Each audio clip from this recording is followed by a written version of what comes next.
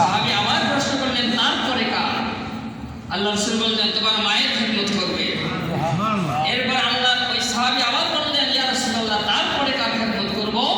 আল্লাহ রাসূল বললেন তোমার মায়ের খিদমত করবে। সুবহানাল্লাহ বলেন।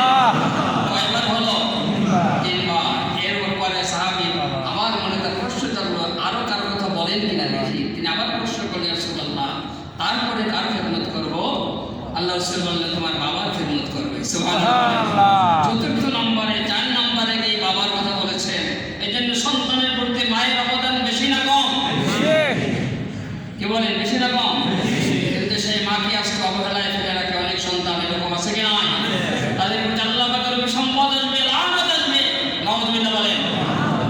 এজন্য সাবধান হতে হবে, মায়ের খিদমত করতে হবে। তাই বলে বাবার অবদান কিন্তু কম নয়। কম নাকি?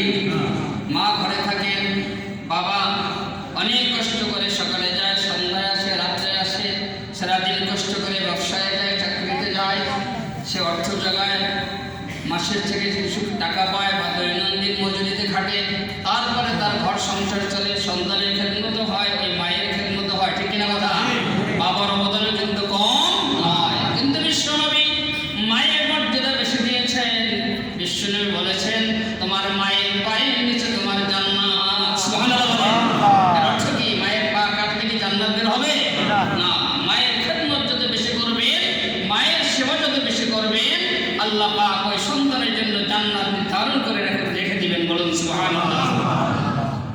عن أبي أمامة رضي الله تعالى عنه أن رجلا قال يا رسول الله ما حق الوالدين على ولدهما قال هما جنتك ونارك على صحابي আল্লাহ রাসূলের কাছে প্রশ্ন করছেন ইয়া রাসূলুল্লাহ হাবিবাল্লাহ আমার মা বাবার ব্যাপারে আমার কি দায়িত্ব আছে, কি কর্তব্য আছে?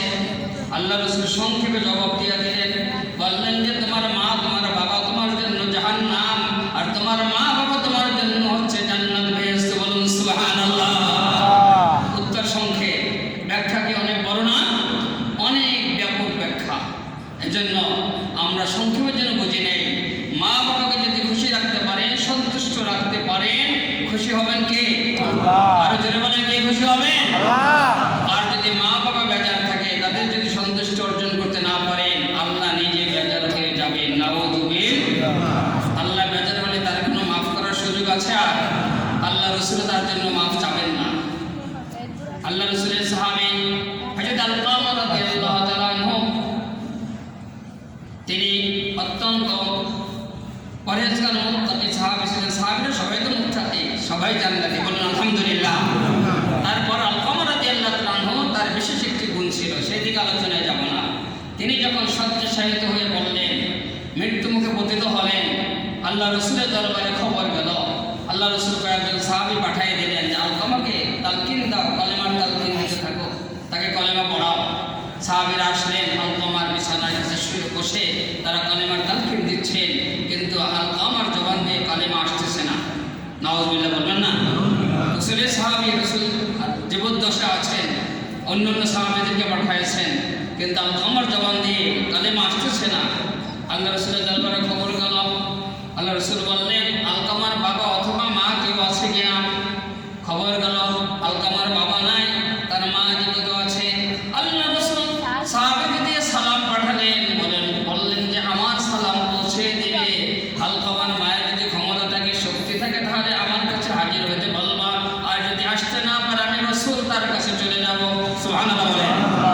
খবর গেল আলকামার মা বুড়ি মানুষ, বার্ধক্যে পৌঁছে গিয়েছেন, কথা বলবো না, লাঠি হাতে নিয়ে অনেক কষ্ট করে আল্লাহ রাসূলের দরবারে হাজির হলেন।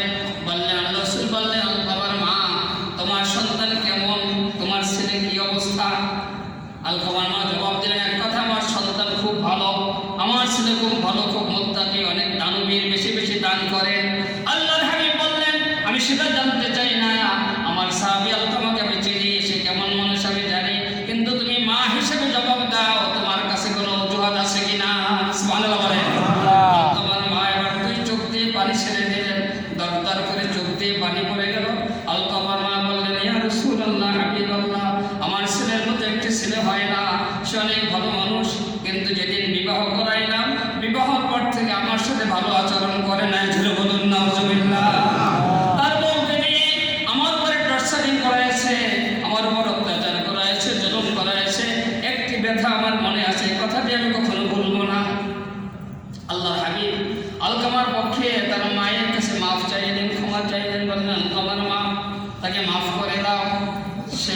শয়তাশায়িত মৃত্যু মুখে পতিত হয়েছে, তাকে ক্ষমা করে দাও। আলকামার মা বললেন, রাসূলুল্লাহ, হাবিবাল্লাহ, আলকামার বউ আমাকে যত কষ্ট দিয়েছে, আলকামা কখনো বাধা দেয় নাই।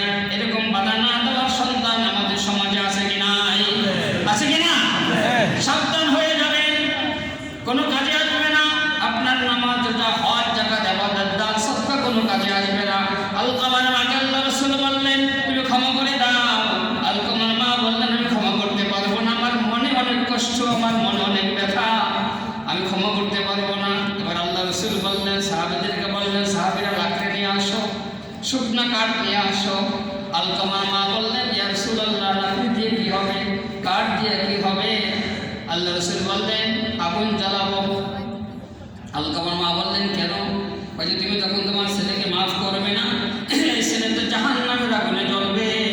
আমি রাসূল হয়ে আমার সাহাবী জাহান্নামে যেতে আমি চাই না, আমি তাদেরকে দুনিয়াতে জ্বালাইয়া দিতে চাই। আলকামার মার কাছে যখন আল্লাহ রাসূল বললেন তাকে জ্বালিয়ে দেওয়া হবে, আগুনে দগ্ধ করা হবে, আলকামার মায়ের মনের ভিতরে, তার হৃদয়ের ভিতরে তার অনেক দুঃখ জেগে গেল, কষ্ট জেগে গেল। আমি মা জীবিত অবস্থায় আমার ছেলেকে আগুনে জ্বালাইয়া দেবে, এটা আমি মা হয়ে সহ্য করতে পারবো না। বলুন সুবহানাল্লাহ। এর নাম হচ্ছে মা। মাকে যত কষ্ট দিবেন, বাবাকে যত কষ্ট দিবেন, আপনি যদি পা ধরে মাফ যদি চেয়ে নিতে পারেন, ক্ষমা চাইতে পারেন, তারা ক্ষমা করে দিতে বাধ্য। ঠিক কিনা কথা? এবারে আলকামার মা বললেন, ইয়া রাসূলুল্লাহ, হাবিবাল্লাহ, আমার সন্তানকে আগুনে জ্বালাইয়া দেবেন, মা হয়ে আমি এটা দেখতে পারবো না, সহ্য করতে পারবো না। আমি আমার ছেলেকে আমি ক্ষমা করে দিলাম, মাফ করে দিলাম। সুবহানাল্লাহ বলেন। এবারে সাহাবীরা যাচ্ছেন, আলকামার বাড়িতে যাচ্ছেন, যে দেখো কি অবস্থা।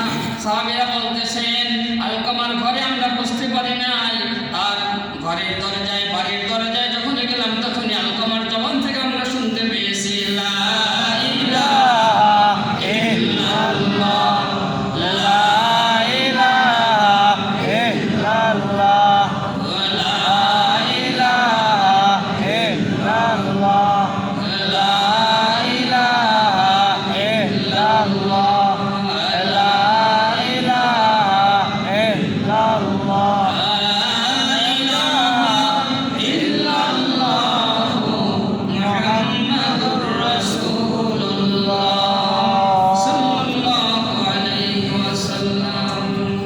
আলকামাকে আর তালকিন দিতে হয় নাই, কালেমা পড়াইয়া দিতে হয় নাই।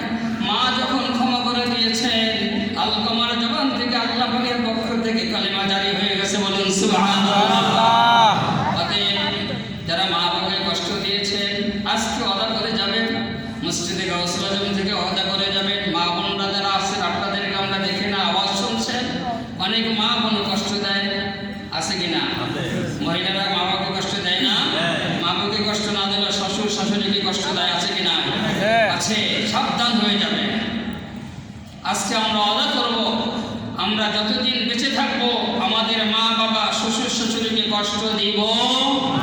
এতে কি একমত? মা বাবাকে কষ্ট দিব না, এতে কি একমত? কে কে রাজি আছেন? হাত তুলেন তো। নারায়ে তাকবীর, নারায়ে তাকবীর, আল্লাহু আকবার। আল্লাহ পাকের কুদরতি ক্যামেরা আমাদের ছবিগুলো উঠছে, বিশ্বাস হয়? সিসি ক্যামেরা লাগানো আছে আমাদের মসজিদে, সিসি ক্যামেরা উঠছে না? মানুষের তৈরি সিসি ক্যামেরা যদি উঠতে পারে, আল্লাহ পাকের কুদরতি ক্যামেরা উঠছে কি ওঠে নাই? সাবধান হবেন, মা বাবাকে কখনো কষ্ট দিবেন। বলবেন, হুজুর মা বাবা দুনিয়ায় নাই, কষ্ট দিয়েছি, খারাপ ব্যবহার করেছি, এরকম আছে কি নাই? আছে না? তাদের ব্যাপারে আল্লাহ হাবিব বলেছেন, যারা মা বাবাকে কষ্ট দিয়েছে তাদেরকে মাফ চাওয়ার খুব সুযোগও এখন নাই, কবরে চলে গিয়েছেন, তাদের জন্য বেশি বেশি দান সদকা করবে, মাগফিরাত কামনা করবে, তাহলে আল্লাহ পাক কখনো না কখনো তোমার মাকে, মা বাবাকে মাফ করে দিয়ে তোমাকে নেককার সন্তান হিসেবে গ্রহণ করে নেবেন। বলুন সুবহানাল্লাহ। আমরা মা বাবার জন্য দান করব, রাজি আছি না? মসজিদে গাউসুল আজমে আজকে জুমার দিন, মা বাবার পক্ষ থেকে আপনারা মসজিদের বিভিন্ন জায়গায় দান বক্স দেওয়া আছে। মা বাবার পক্ষ থেকে তাদের রোগ নাজাতের জন্য, তাদের মা বাবা অসুস্থ আছেন, রোগ মুক্তির জন্য সকলে মসজিদের দান করলে কি সব হবে কি হবে না? এই সবের অংশ তারা পাবে কি পাবে না? নিশ্চয়ই পাবে। সকলকে অনুরোধ করব, মসজিদে গাউসুল আজমে মা বাবার পক্ষ থেকে আপনারা যার যার সাধ্য অনুযায়ী দান করে যাবেন ইনশাআল্লাহ। আর মা বাবার কবরের কাছে গিয়ে যদি সম্ভব হয় বেশি বেশি জিয়ারত করবেন, তাদের কাছে ক্ষমা চাবেন, মাগফিরাত কামনা করবেন।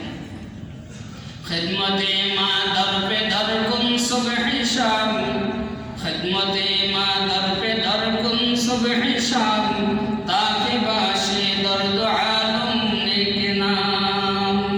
কবি বলেন তোমার মা বাবা অন্ধকার কবরে চলে গিয়েছেন, তাদের সাথে খারাপ ব্যবহার করেছ, অথবা জীবিত আছে তোমার সমাজের মানুষজন তুমি মা বাবার সাথে ভালো ব্যবহার করো না, এরকম শ্রেণী আছে না?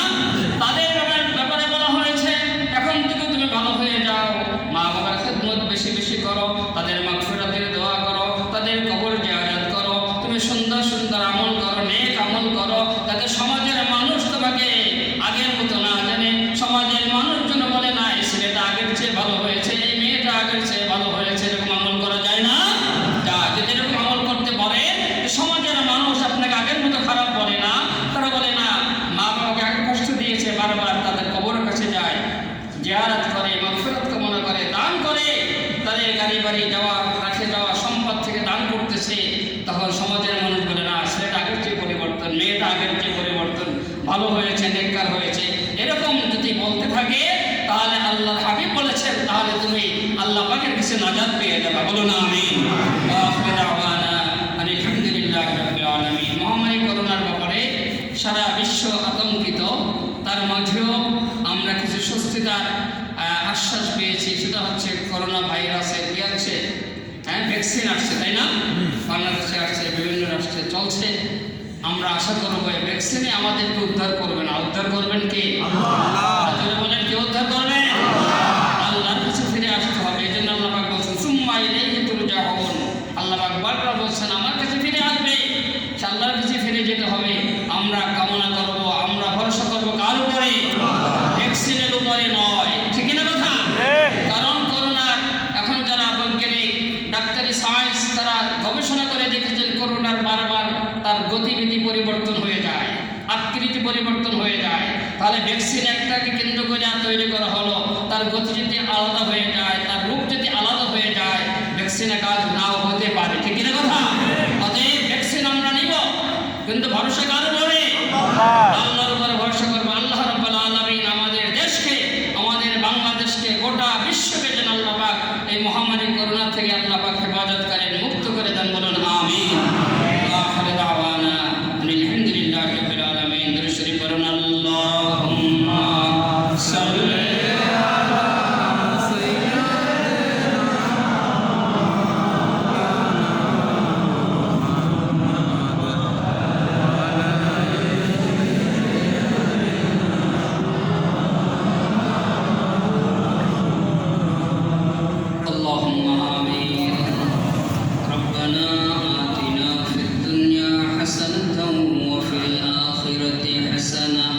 وقنا عذاب النار. ربنا فاغفر لنا ذنوبنا وكفر عنا سيئاتنا وتوفنا مع الأبرار. رب ارحمهما كما ربياني صغيرا. رب ارحمهما كما ربياني صغيرا. تقبل منا واجعل آخر كلامنا عند الموت شهادة أن لا إله إلا الله محمد رسول الله. আপনার খাতা সোজা করে দাঁড়িয়ে যায়, সুন্দর করে নিচের দিকে তাকিয়ে গাড়িভাবে লক্ষ্য রেখে এবং সাজাগান সুন্দর নামাজ করে